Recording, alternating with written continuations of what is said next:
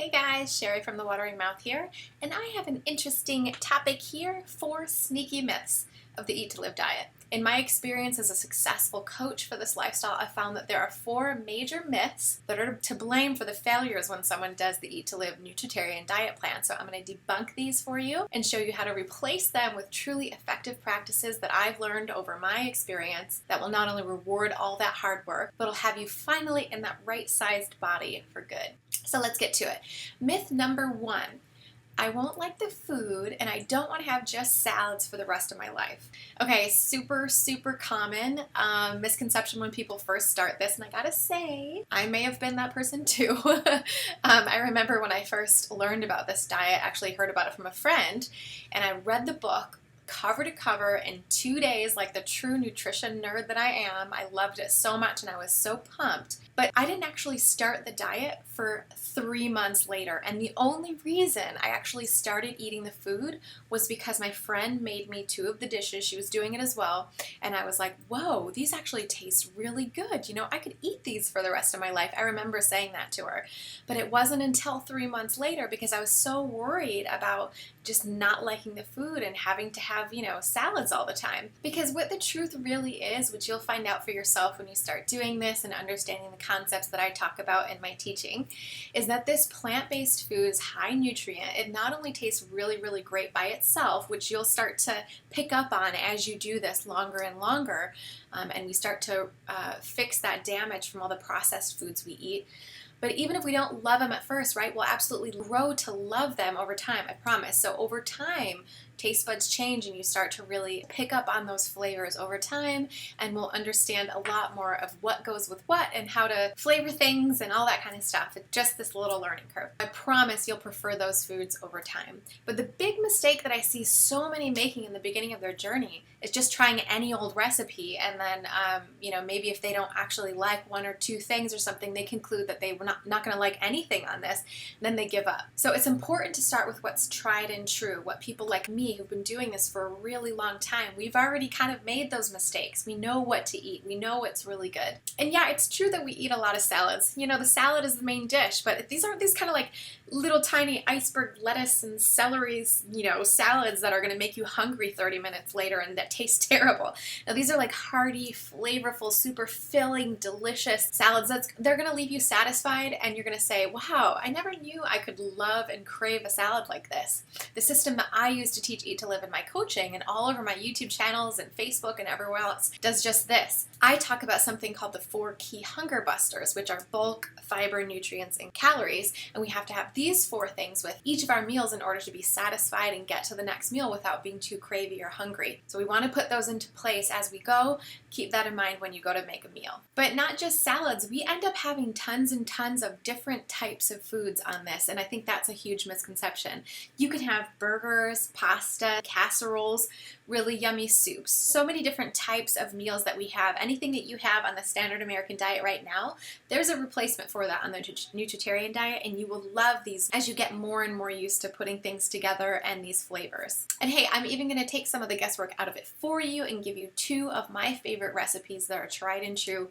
People love them, they're hunger busting, and I'm going to give them to you in a free PDF. Now wait, if you're used to getting my PDFs, my cheat sheets, and my videos, this is not going to be the same place. It's not going to be in the same place that you get those. You have to sign up for this one specifically in order to get it, and it's called the 5 Rookie Mistakes of the Eat to Live Diet. So make sure you download that one. There's a sign up for it either below or above, depending on where you're seeing this video, and just make sure you sign up for it and I'll send it to you right away. So myth number 2, I won't be able to get over my sugar or carb addiction. And man, does this one hit home for me. I am that person, right? I have major and always have had major issues with sugars. They're addictive. They're so powerful. They have a really strong grip on us, and they threaten to derail any effort that we put into these new habits or good intentions that we have. Here's what it's like for me in the past. I wake up energized, motivated, ready to go. I make a really wonderful, healthy breakfast. I feel great about myself. Get to lunch. I make an amazing lunch. It's full of wonderful nutrients and fiber and plants and all this good stuff, and I'm super proud still. But then like an hour later, I start to get cravey, right? I start to like have these rumblings of things taking over my mind.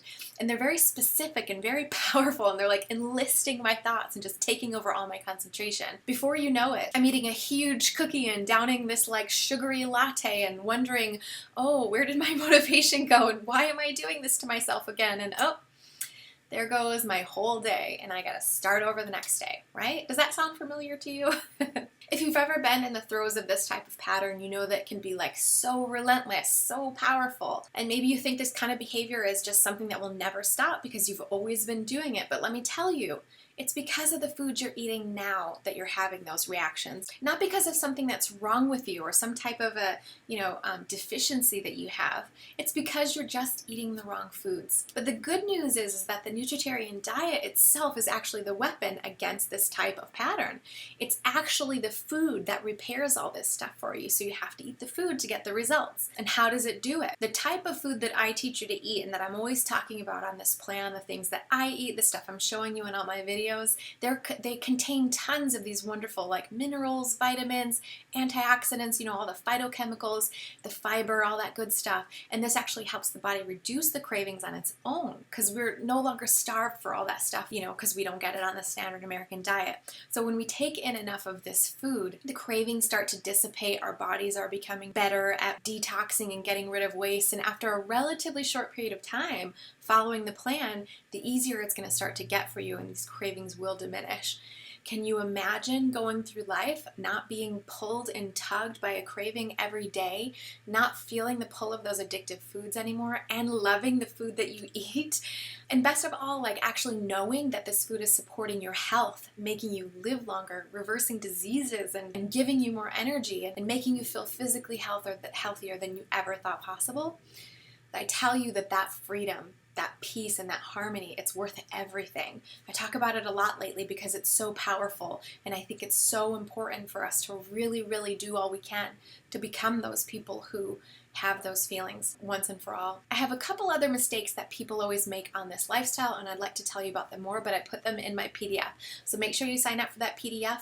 It is the 5 rookie mistakes that people make on the Eat to Live diet, and you can download that either above or below. Okay, so myth number 3 is if I lose weight, I'm just going to gain it back again. Okay, if I had $1 for every person I knew or every time I gained the weight back, I'd be rich. I was totally one of those people who had like 2 or 3 sizes of clothes for each season too in my closet for various places that I was on my diet struggle. I had some like, these are the pants for when I'm in one of those like out of control places where I'm just eating everything and and I keep gaining weight, and these help me make my tummy, shrink in. Or this set of jeans is for when I'm doing really good and I have willpower to actually make me exercise, so I can exercise a ton and eat whatever I want, right? But I'm maybe still slimming down with this crazy amount of work.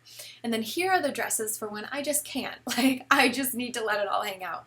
But then here's the happy area of my closet that contains the clothes that I've only fit in for like one day ever in my life because I did some crazy, cleanse or something like that, and hopefully I'll be wearing someday, but I just use them as motivation, and I actually don't think I'll ever get back into them again, but I just have them there anyways, right? Can you relate? Like, that is just the worst thing to have to be going back and forth between all of these different sizes all the time. But now I'm actually one of those people that can say, I know I'm going to be at this weight for the duration, and I don't have to have those clothes anymore. I only keep them for when I get pregnant again. I haven't even had to use them since I was pregnant, and I tell ya, another little thing, I lost more weight after my pregnancy than I weighed before. I was at a really good Eat to Live weight, but I have lost more than that, and I'm still on my way down, and I'm confident in the fact that I can keep this going.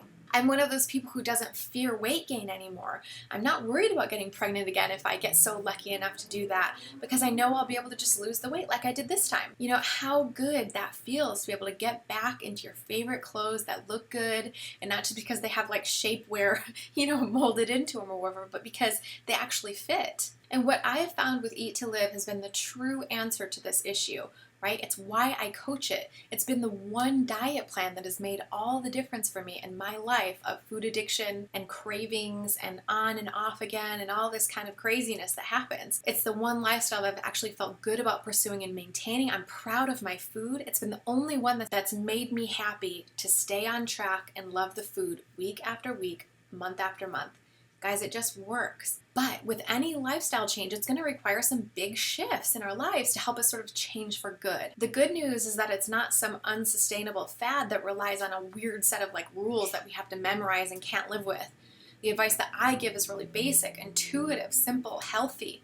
Once we get it down, it's actually set up to help us maintain for the rest of our life. Eat to live food is all about abundance too, not restriction. So we get to eat large quantities of these kinds of foods. So we'll be full and getting what we need, which is the opposite of other diets where all you're thinking about is portion control. And not only does the food taste great, but we know the science is solid to back it up. That's what the whole diet is about. Add that to the fact that the food itself actually helps us get better and reduce cravings, and you've got a really seriously stable foundation that you can maintain for your life. I also want you to learn the one mistake that people make time and time again that has them scratching their heads on why they just can't lose the weight even if they're doing the Eat to Live diet. It's so simple, you guys, but it's elusive, and I'll tell you all about it in that PDF I keep talking about, the 5 rookie mistakes on the Eat to Live diet, so please sign up for that to download it. Links down below and above for that. Okay, myth number 4. It takes too much time and effort to eat this way. Okay, so if someone tries to tell you that any lifestyle change is easy, run the other way. They don't call it a lifestyle change for nothing. The idea itself is big, right? And it will take effort. For sure. Any lifestyle change requires having some discomfort in your life. I'm not going to sit here and tell you that it'll happen overnight because none of that is true, though you might lose your first few pounds overnight.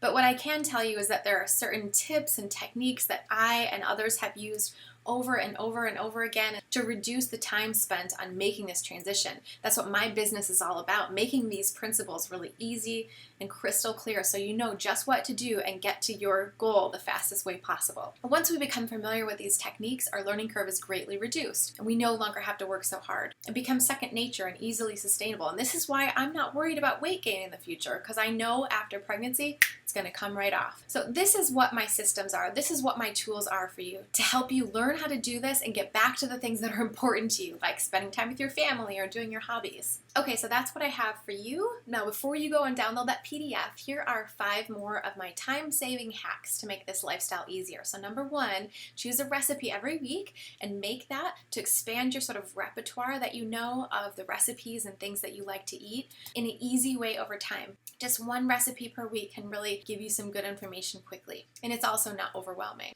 Number 2 is to invest in really good kitchen equipment, high-speed blender, knives, food processor, these kinds of things that are really going to make your journey cooking and prepping a lot easier and faster and enjoyable. I have some good recommendations for this type of stuff on my website on the Stuff I Love page. Number 3 tip is to take a week or 2 and actually follow somebody's meal plan. Dr. Furman has some really great ones called the 10 and 20. By the way, all the things I'm talking about, I'm going to put as links down below or above. And if you do a meal plan like this, just like with the recipe every week, you'll learn so many things so quickly and you'll be well on your way to being a lot more comfortable with this lifestyle. The next tip, make meals that actually make a lot of leftovers, like casseroles and soups, which are my absolute favorites. For instance, you can make 1 soup a week for 3 weeks, make a huge pot of it, and then you can freeze portions of it so you'll have those in the following weeks. And that really cuts down on some of that cooking time during your week. The 4th tip is buy convenience nutritarian foods at the grocery store, like pre-chopped veggies, those bagged, washed, pre-washed greens, these frozen fruits and vegetables, and they will actually drastically cut your prep time and actually still give you the same amount of nutrients. And the last tip is to take just 20 to 30 minutes per week to prep 4 or 5 different veggies. Like you can do them raw, chopped, roasted, steamed, whatever. Put them in containers, rinse and drain a can of beans, and put all that in the fridge. And then lunchtime only takes you like 5 or 10 minutes to prepare your salad because you just have to wash the greens and then throw everything on top. And you don't even need a salad dressing when you have so many wonderful ingredients in each of your salads. Okay, so now that you know the 4 Eat to Live myths, remember that I've created a detailed free cheat sheet also to help you get started on your health and journey with a lot more tips. This post and this PDF, everything is just so full of tips and techniques here because my wish for you is to sidestep those countless traps that make dieting epic disasters and instead learn how to create true long-term sustainable health and weight loss in your life. I've been doing Eat to Live myself for 5 years now, and I've made many mistakes along the way. You don't need to do the same. So I've compiled the list of my 5 biggest mistakes for Eat to Live and how to avoid them before you even get started. So sign up to make sure you can download that list. That's all I got for you. As always, if you like this video, please hit the thumbs up button to tell me that you like this kind of content. Please comment down below something that you learned in this video. Let me know what was sort of surprising for you or a good tip that might help you in the future. And also please subscribe and follow me on YouTube and Facebook, and that way you can get all of my updates as soon as I publish them. And lastly, consider supporting me on Patreon. This is a place where you can get really cool exclusive content that no one else sees. Stuff like notes from my coaching, things that are really helping my clients, some exclusive videos that I don't post anywhere else with really helpful nutritarian information, and also some personal information too that I don't share anywhere else. I hope you guys have a great day, and I will see you in the next video. Bye!